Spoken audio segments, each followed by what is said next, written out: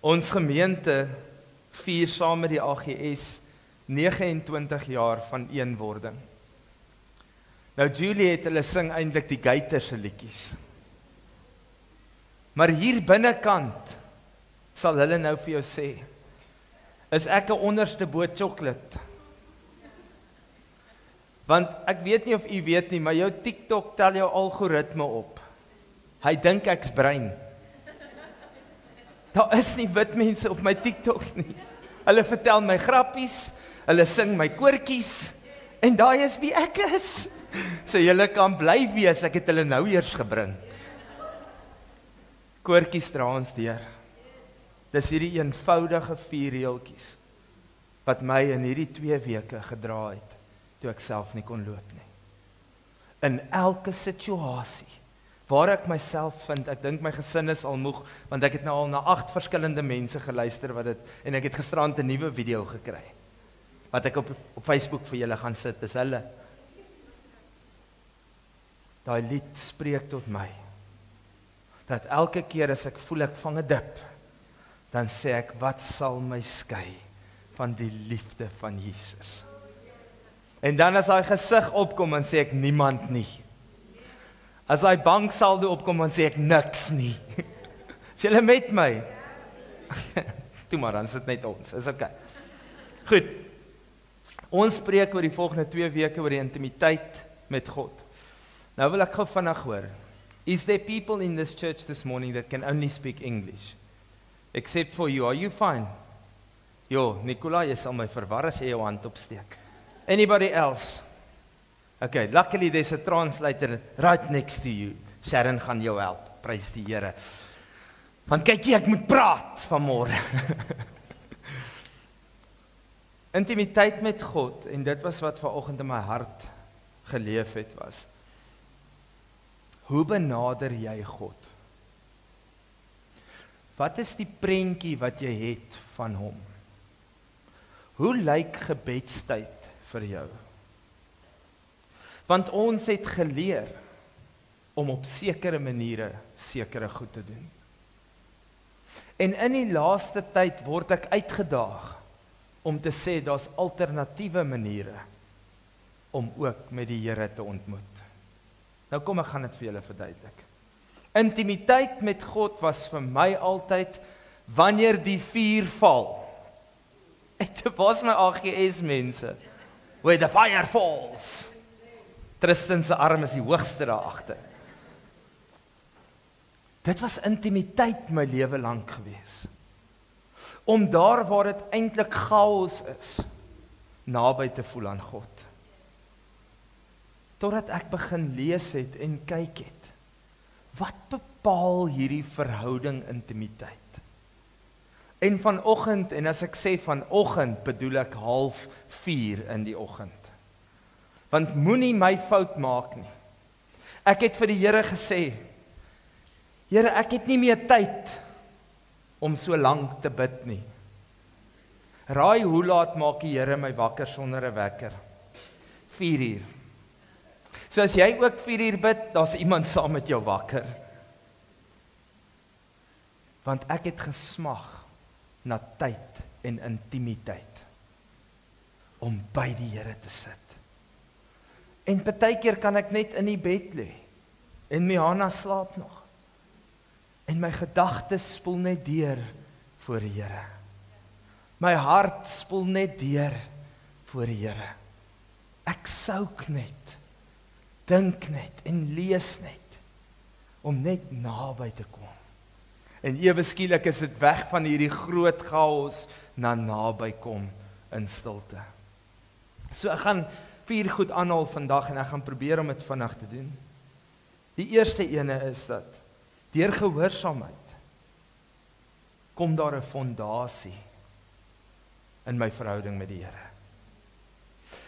Ek het 'n vraag vandag, want ek moes myself die vraag vra, Alex, wat is jou fondasie? Hoor gou wat sê ons in ons koppe. Ons sê ons kerk se naam, ons sê ons familie se naam, ons sê baie moontlik ons ras, ons sê dalk ons taal, dis my fondasie. Ek wil vandag vir jou sê, as jou fondasie op enige van daardie goed gebou is, het jou mure krake in. Want daar is nie 'n kerk wat 100% reg is nie. Mag ek dit sê, van 'n kerk se kant af. Daar is nie 'n ras wat 100% reg is nie. Daar is nie 'n taal wat 100% reg is nie. Al wat 100% reg is Christus. En as hy nie jou fondasie is nie, dan is dit 'n gebou wat 'n hoë risiko is vir ons wat op dit gebou is. So ek wil begin om te sê, as jy intimiteit met God soek, gaan vind net gou weer vir my uit, hoe lyk jou fondasie? Wat sê jy as iemand jou vra, waar kom jy vandaan? Hoekom doen jy die goed wat jy doen? Want kom ek gaan gou sê, toe ek gister die 29 jaar sien wat die AGS 1 geword het, en by eenwording moet ek dalk duidelikheid gee, in 1996 het die AGS besluit, dat alle blanke gemeentes, alle bruin gemeentes, alle swart gemeentes, alle Indeer gemeentes een word. Daar bestaan nie 'n AGS kerk vir iemand anders nie, dis een kerk. Die apostoliese geloofsending van Suid-Afrika, een kerk vir almal. Jy kan daarna sit Kentrikos, jy kan daarna sit Ashton, jy kan daarna sit wat jy wil, maar die naam van hierdie kerk. En ons het 1700 gemeentes en meer as 7 miljoen lidmate binne die AGS kerk. Maar dit moenie jou fondasie wees nie. Want dan begin jy goed verkeerd doen. Want dit bepaal alles. Hoekom sê jy so? Want as die AGS kerk jou kwaad maak en jy loop, dan skuif jy jou huis van 'n fondasie af weg. Is ek reg? Wil jy gou vat na die strand toe? As jou geestelike lewe net 'n lekker tyd is, dan sê die Bybel iets in Matteus 7. Hy sê jou huis is gebou op die sand. Want jy bou hom en dan sê klaar, lekker tyd verby, loop. See spoel hom plat. Volgende keer kom jy huisie by die see, woehoe, en die see spoel hom plat. As jy nie Christus as jou fondament, as jou fondasie het nie, dan bepaal mense en goed jou lewe. En ons het mos nou gesê, hierdie lied sê, niks en niemand kan ons skei nie, maar hoekom maak ons hulle ons fondasie? T.D. Jakes sê, daar's 3 redes hoekom mense in 'n kerk sit. Of hulle is hier vir die naam van die kerk, dit was my ma se kerk, dis my kerk. Of tweedens, hulle is hier vir die pastoor, so as die pastoor gaan, dan gaan hulle ook. 'n Lekker tyd by die see, jou huis is op die sand. Wag, nou loop julle regtig, julle kan maar. Die derde een sê, vir die koninkryk. Dit beteken, irrelevant van wat se kerk, irrelevant van watter predikant daar is, ek's hier vir die Here. Dan is jou huis op die rots gebou, sê Matteus 7. Wanneer ons praat oor hierdie huis wat op die rots gebou is, dan het ek nou gister by 'n troue ook Johannes 14 gebruik. Vers 6 sê ek is die weg, die waarheid en die lewe. Vers 7 kom Filippus by hom en hy sê, wys ons die Vader. Jesus sê vir hom, as jy my sien, sien jy die Vader. Hy vra 3 goed. Hy sê ek wil die Vader sien, sê Filippus. En Jesus begin verduidelik. Hy sê dat as jy die Vader nog nie gesien het nie, dan verstaan jy niks wat hier aangaan nie. En ek wil dit vir julle sê vandag. Al hoe jy weet jou fondasie is reg, is dat iemand nie vir jou moet vra, dien jy die Here nie. Dit moet binne buite wees. Jy moet een wees met Christus. Hulle moenie verward wees nie.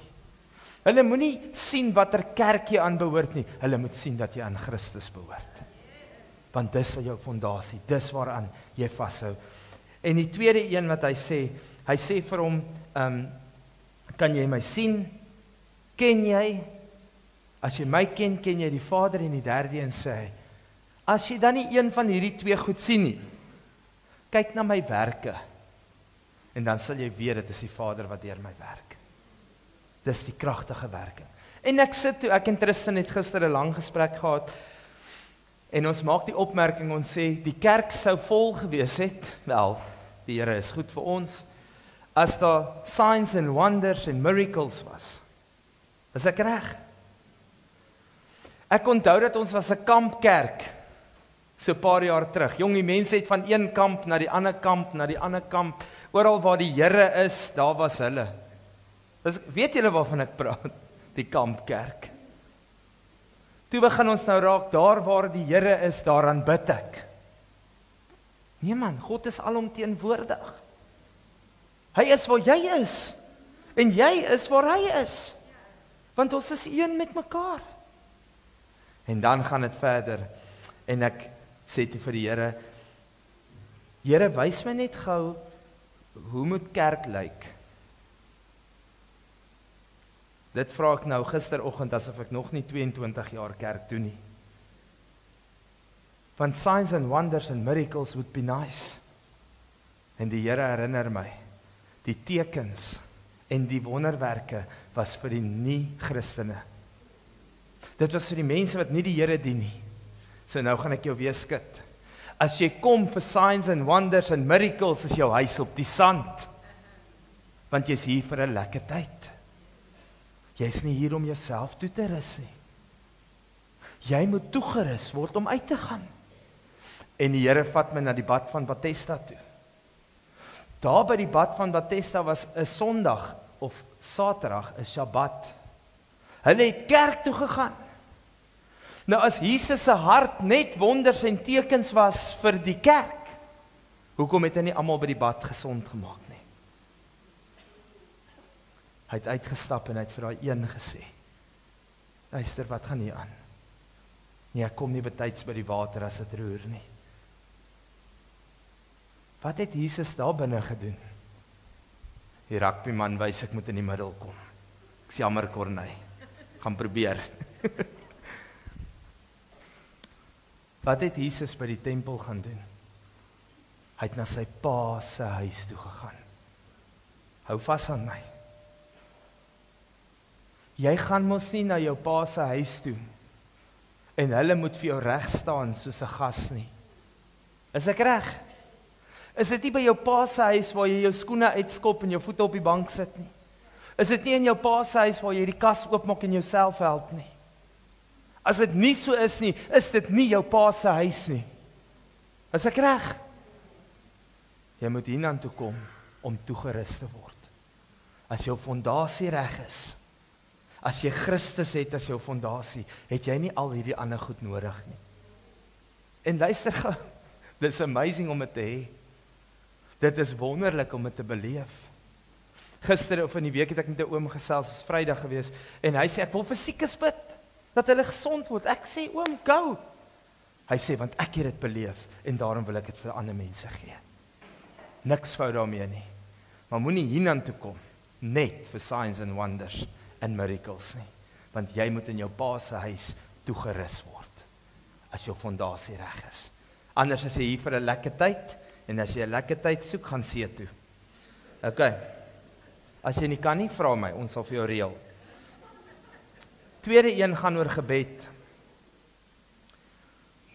Gebed het 4 funksies wat ek wil uitlig. Die eerste een is om te kommunikeer met God, om God te soek, om te bely, en om 'n ervaring in sy teenwoordigheid te hê. Dit is gebed. En is dit nie wonderlik, dat toe Jesus sien, dat die disippels sukkel met gebed, toe doen hy wat ons nou sal noem op Very maak 'n all-inclusive prayer. En Matteus 6 sê, ons Vader wat in die hemel woon. En julle weet, julle het al preke geluister waar hy opgedeel is, waar hy saamgesit is, week na week het hy hom uitmekaar uitgetrek en verduidelik, lei my nie in die versoeking nie, maar hy leer 'n all-inclusive prayer vir die disippels. Alles is ingesluit. Maar raai wat, dit gaan nie oor die woorde nie. Want net die volgende stuk kan sê hy, maar as jy mense nie kan vergewe nie, dan kan ek jou ook nie vergewe nie. Wat beteken dit? Ons verhouding is nie reg nie. Want as jy nie 'n verhouding met ander mense kan regmaak nie, dan kan jy nie verstaan dat ek my verhouding met jou regmaak nie. En dit is hoekom hy sê, gaan nie oor die woorde nie, gaan oor 'n verhouding vir intimiteit. Wanneer ons kyk na Elia, die krag van gebed in Jakobus 15, haal dit weer aan. Elia bid, en daar stop die reën vir 3,5 jaar. En Elia bid, en daar reën dit weer. Daar is nog krag in gebed. Maar hoor gou, hier is 'n probleem. As ons die Here verkeerd benader, en jy stap uit by jou gebed sonder om die oorwinning te vat, dan het jy gestop met 'n hoekom en 'n waarom. En dis kom ek hierdie lied laat sing het. Want hierdie lied sê, jy stop nie daar nie. Jy vra jouself 'n vraag. Jy sê, wat sal my skei van hierdie verhouding, hierdie liefde? Niks nie. Niemand nie. En jy stap daar uit in oorwinning. Nie met die antwoord nie, nie met die wonderwerk nie, maar met vrede. Want geloof sê, jy sien dit nog nie, maar is besig om te gebeur. Dis die intimiteit van gebed. En mens kan eintlik 'n hele preek daaroor preek, maar ek wil net so vinnig sê. Uit 'n Pinkster agtergrond gaan woon ek toe 'n stil retreat. Nou julle ken my. Jy mag nie praat nie vir 3 dae. Het jy al oorkant iemand gesit en eet en jy praat nie met hulle nie? Jy het nog nooit gehoor hoe hard kou jy as iemand anders nie praat nie. En ek sensitief vir dit. Ek kan voorsit en vir die kinders sê kou toe mond. Dan is hulle hier agter besig met 'n kniknek. Okay, of ek mag my vrou bietjie uitoorlê. As ons gaan fliek, julle, sy koop die grootste boks popcorn. Julle weet ons popcorn hou net die voorprente, nee. Miana se hou die hele fliek. En sy doen die volgende, bitter lief vir haar, ons is nou 16 jaar getroud, prys die Here. Dankie dat julle vir my bid, nie ek speel. Sy sit die popcorn in, dan begin hy sê, sy's in vir die crunch, die res is binne ons, maar die crunch is die hele fliek deur.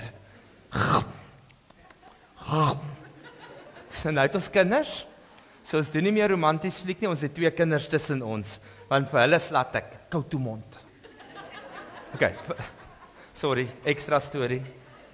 Ek sit by Andrew Murray se senter, saam met dominees. Ons doen 'n chapel, wat spiritueel is. Voel vir my, daar's niks in dit van die Here nie.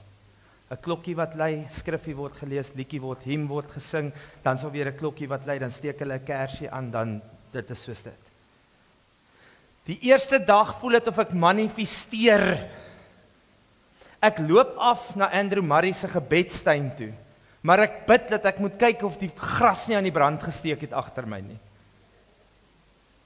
En ek bid sommer vir redding vir die ou wat die ding ook lei. Ek voel, hy het nog nie die Here beleef nie. By die tweede dag gaan ek weer af na die tuin toe, want jy mag nie, luister julle, jy mag nêrens praat nie. Jy praat nie in jou kamer op 'n foon nie, jy praat nie in die gange nie, jy praat nie by die etenstafel nie, jy praat nie in die chapel nie, al wat jy praat is die skriffie wat jy saam met die ou lees, klaar. Niks praat nie, vir 3 dae. By dag 2, toe ek afstap, en ek wil weer gaan bid dat die vuur val in Andrew Murray se tuin. Toe sê die Here vir my, hoekom is jy bang om stil te raak? Sê my woord nie, wees stil en weet dat ek God is nie. Hoekom kan jy nie stil raak nie? Sê ek, Here, want ek hardloop. En ek hardloop weg van myself af. Want ek het 'n tool aangeleer om my omstandighede te vermy. Ek het 'n tool aangeleer om weg te draai van wie ek is en te fokus op wie U is. En dit beteken dis reg, maar ek sorteer niks uit nie. En julle die volgende 2 dae besluit ek, wees stil en weet dat ek God is. En wat 'n wonderlike tyd in my lewe.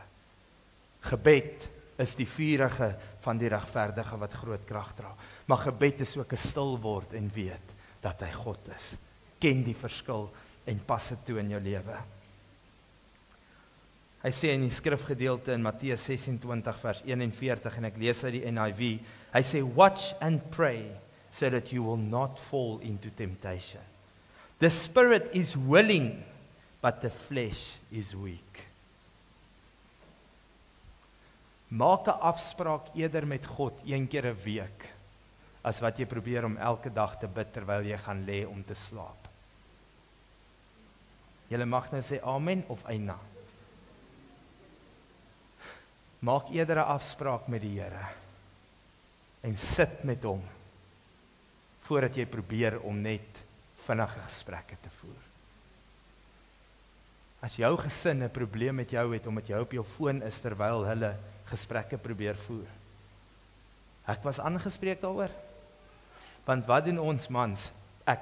Kom ons veralgemeen nou nie. Ons sit mos met die remote in ons hand. Papa, pause, touch, engage. Wag. Ja my kind, wat wil jy sê? Wat sê hierdie? Hierdie sê maak klaar, want ek is besig. Maak klaar, want ek is besig. Nee, dis reg my skat. Ting. Waarmee is ons besig? In kommunikasie met God. Maak eerder 'n afspraak as wat jy net bid voor jy slaap. Al is dit een keer 'n week, beteken dit meer as om elke dag 'n halwe hart gebed te doen. Want dan sal ons staande bly. Romeine 8 en 1 Korintiërs 14 sê, wanneer jy bid, en julle woorde raak op, begin in die gees bid. Jong, en ek gaan doen navorsing oor hierdie stukkie, want ek wil nou sien, want al wat ek ken is in tale. Dis gees bid. En ek sien hierdie beteken verskillende goed. Hy sê, in the spirit and with the spirit. In the spirit is daai stil word en Jesus tree in deur die Heilige Gees vir jou in die hemel.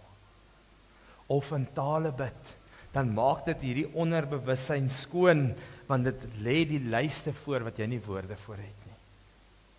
Of om stil te raak en te weet die Here ken jou hart, want die woord sê, nog voordat jy vra, dan weet ek wat jy nodig het. Een prediker waarna ek gekyk het sê, you can't pray and worry at the same time. You can't pray and worry at the same time, then there's something wrong with the way that you pray. En as jy angstig raak, sê die ander ou wat ek na geluister het in die week, dan beteken dit jy moet met danksegging begin. Thanksgiving kills anxiety. Ek wil nou hê julle moet dit sê, maar ek sal julle maar uit dit uithou. Maar thanksgiving kills anxiety. Die derde een waarna ek wil verwys in intimiteit met God, is dat die woord van God ons moet lei. Wanneer Jesus in die rofste tyd van sy lewe is, lees ons in die wildernis dat hy die versoekinge op hierdie manier hanteer.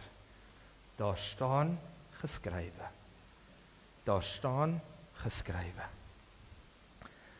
Hoor gou, as ons nie weet wat daar staan nie, dan weet ons nie wat om te sê nie. As jy nie weet wat in die woord van die Here staan nie, gaan jy nie weet as die vyand jou om die bos lei nie. Want hy vat die woord en hy sit net 'n vraagteken daarna. Is dit nie in die tuin van Eden wat hy gesê het? Het God gesê, oom? Het God gesê? As hy jou kan vang met het God gesê, dan het hy jou. Want as jy nie kan antwoord en sê, die woord sê, dan het hy jou. Vir die intimiteit met God. Matteus 5:18 sê, want voorwaar ek sê vir julle, voordat die hemel en die aarde verbygaan, sal nie een jota of een titteltjie van die wet ooit verbygaan, totdat alles gebeur het nie. Die woord is vandag nog waar, en alles is waar. As jy met 'n nuwe Christen praat, het hulle vir my baie meer krag. Want hulle sê, as die woord so sê, is dit waar. Is dit nie ons wat jarelang die Here dien wat begin vra? Ja, maar, jy weet mos die konteks. Konteks is belangrik, maar dit complicateer goed baie keer. Want ons haal goed uit. Ek het baie om te sê, maar ek gaan die volgende sê. Ek bly saam met vir die laasweek, ek was nie op vakansie nie. Dankie dat almal sê ek moes dit geniet het. Ek was by 'n pastore wegbreek, waarby ek aangebied het. So dit was nie 'n vakansie nie. Maar Stilbaai is die see, dit is 'n lekker tyd, reg? En ek bly saam met 'n kollega wat amazing is. En hy begin vra oor die Bybel. Hy sê vir my, glo jy regtig dat die slang het voete gehad en hy het gepraat met Eva? Glo jy dit regtig? Of dink jy dis net metaforiese storie? Jong, my eerste antwoord was, as jy nie glo die slang het gepraat nie, glo jy die donkie het gepraat? Hy lag toe vir my. En ek dink hy dink die donkie of die slang het gepraat nie. 3 dae gaan verby. En hy kyk weer so net voor ons by die huis in, en hy sê, Alex, glo jy regtig die donkie en die slang het gepraat? En ek draai so om na hom toe en ek sê, luister gat. Ek glo, vir God is niks onmoontlik nie. En as my God nie 'n donkie en 'n slang kan laat praat nie, hoekom sal hy my gebede kan beantwoord? Ek gee nie om of die donkie of die slang gepraat het nie, maar ek glo dit met my hele hart, dat ek 'n God dien wat by magte is om dit te kan laat gebeur. Hoor julle die verskil? Daar staan geskrywe. Daar staan geskrywe. Die laaste vers oor die woord is Matteus 22. Toe antwoord Jesus en hy sê vir hulle, julle dwaal, omdat julle die skrifte nie ken nie. Julle dwaal, omdat julle die skrifte nie ken nie. Die laaste een is nou my gunsteling deel. Intimiteit met God sit jou in die posisie om vrae te vra. En ek wil hê jy moet vrae vra. Ek wil hê jy moet vrae oor die slang en die donkie. Ek wil hê jy moet vrae oor, het Jesus regtig opgestaan? Ek wil hê jy moet vrae oor, praat ons in tale want dit is van die Here of is dit 'n demoniese manifestasie? Ek wil hê ons moet die vrae vra, al doen jy dit vir jare. Want die oomblik wat jy vra, begin daar 'n deur oopgaan van kommunikasie. En as jy 'n antwoord daar kry, gaan niemand anders jou vertel nie. Want kom ek sê gou, baie van die goed wat ons doen, het ons in die kerk geleer, in ons kerk. Jy het dit net gedoen, want jy het gesien ander mense doen dit, en jy glo dit, want jy het self iets beleef. Maar as iemand jou konfronteer, en sê, hoekom praat jy in tale? Wat is jou skrif? En dan sal ons sê, want wanneer die Heilige Gees oor jou kom, daai skrif verwys nie na dit nie. So die eerste antwoord is, dis nie wat daai skrif na verwys nie. Wat staan geskrywe? Vra die vraag en gaan soek jou antwoord, sodat jy seker is van dit. Kom terug na dit wat die Here op my hart gelê het vir vanoggend. Wat leer ons by ons ouers? Want jy weet mos die kinders kom op daai stadium en ek bely, ek is nie in beheer nie. Ek bely dit. Want toe hulle begin hoekom? Julle kinders nie dit gedoen nie. Pas op vir die wat kom. Jy sal hoekom antwoord 1 miljoen keer en 3. Dan begin ons iets terug sê. Ons sê want ek sê so. Of sommer. Wat doen ons in ons verhouding met die Here? Ons het die prentjie gekry van sommer. Of want God sê so. Wat van as daai verhouding oopkom? En ek hoor op ontbytsake Saterdag iets mooi en dit bevestig toe die preek vir my. Dawie rood. Minkie sê vir Dawie, jy het my iets geleer.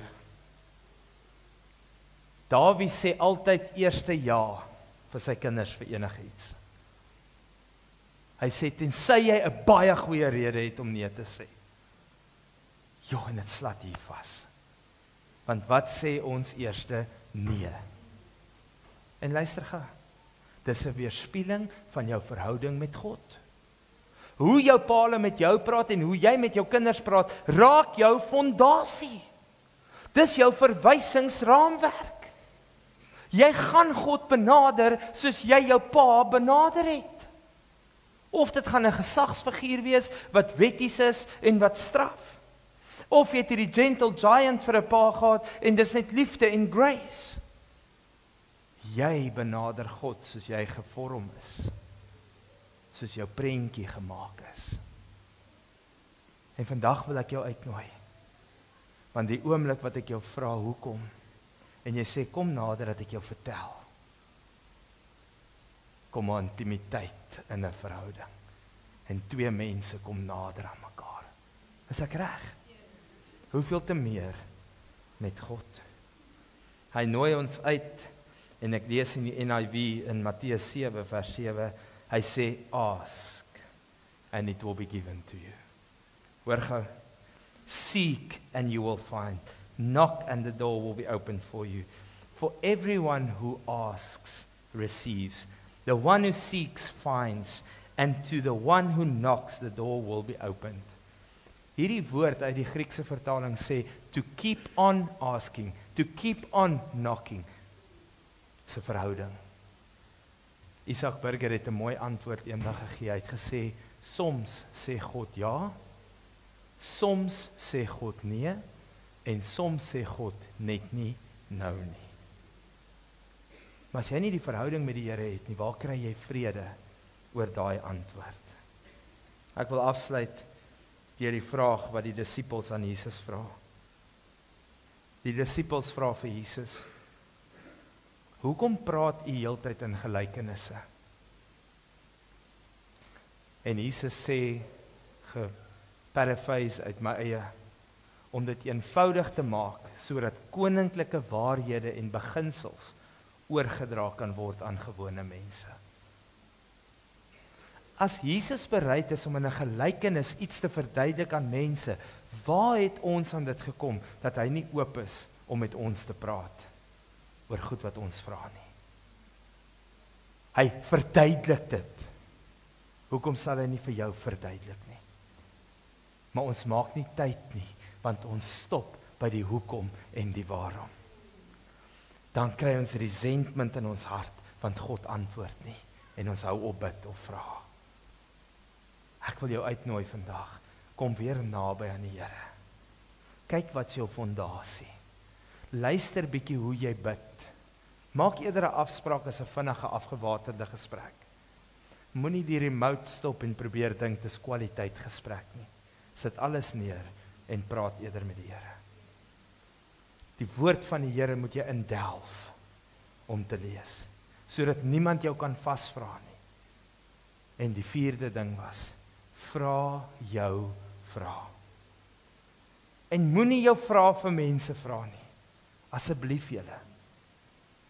Want mense antwoord uit hulle perspektief en openbaring. As jy vir 'n mens vra, hoekom het die Here dit toegelaat, gaan hulle vir jou antwoord binne hulle konteks. Die Here werk anders met jou. Jou antwoord lyk anders. Gaan vra vir die Here en jy gaan 'n gesprek oopmaak van intimiteit. Ek wil vra dat ons staan. Net daar waar jy is. Jy word nou nie uitgenooi nie, jy word nou opdrag, ek's jammer. Die musikante kan vorentoe kom. Asseblief van Hannelore en span. Die laaste lied wat ons gesing het sê, Jesus, lover of my soul. En ek het op daai stadium gevoel, ons is so naby aan die Here. Ons het so intieme oomblik met hom. En ek wil julle gou vinnig terugvat na daai plek toe. Want een van my vriende het altyd gesê, as jy hom vra, Hoe beleef ek die teenwoordigheid van die Here die maklikste? Dan sê hy, begin vir hom sê dat jy liefhet, dat jy hom liefhet. Want geen pa gaan 'n kind wegwys wat sê, papa, ek is lief vir jou nie. Hy gaan daai remote neersit en hy gaan sy arms oopmaak om vas te hou. Wil jou nooi na daai plek toe vandag, om net een keer saam met ons te sing, en dan gaan ek afsluit met 'n gebed. En as jy vanoggend gebed nodig het, wil ek jou uitnooi, kom na vorentoe, bly sit of gaan na die bidkamer toe, daar gaan oral spanne wees wat jou kan bedien. As jy net sê, my hoekom en my waarom is groot, ek het nog nie vrede nie, laat iemand saam met jou bid, vir jou hoekom en jou waarom.